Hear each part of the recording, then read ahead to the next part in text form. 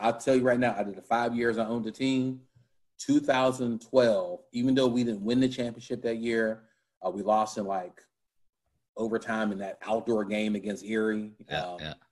But we had so many moving parts with myself, coaching in the AFL and running the Blue Racers, with players going up to with Pittsburgh and other places, IFL. 2012, the UIFL and us playing that arena style offense, that by far was the best year out of my 5. Even though that my first year in 2011 and 2014, we ended up going to championship games and falling short. But 2012, I would copy and paste 2012 all day being in the UIFL. That's cool. It was a fun year. And competitive. Yeah, man, there were some good teams, and we were, Florida to, I don't know, Erie. Cincinnati. Yeah. Did we have nobody in New York at that point? No. But no, that's fun. So, how often do you, think about it? All the time. Yeah. All the time, man. Some fun memories. They are. And I just, like I said, as my comment earlier, if I could take those number of owners and we can all sit in a room for a weekend, 3 days, and just basically brainstorm how we can do our own thing and be honest about the capital, be honest about the position. I don't have to be the owner. I don't have to be the VP.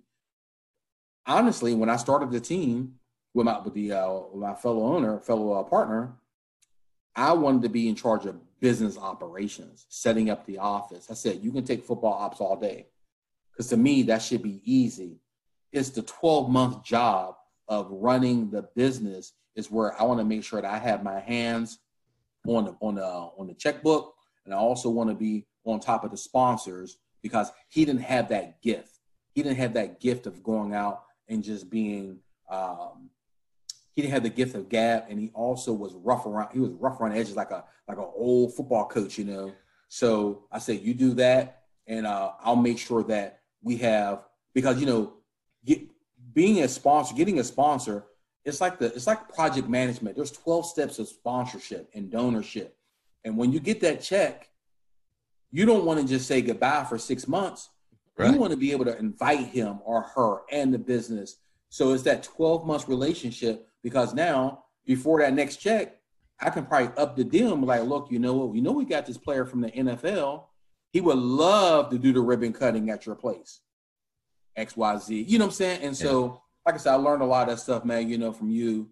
And I would do it again with the right people, Yeah, I think that's the key. I mean, I've always said, like, look, if you have, you take all of us old timers now, and you put together a big group where nobody is doing this as their livelihood. Nobody is gonna go broke if they lose 25, 30 grand.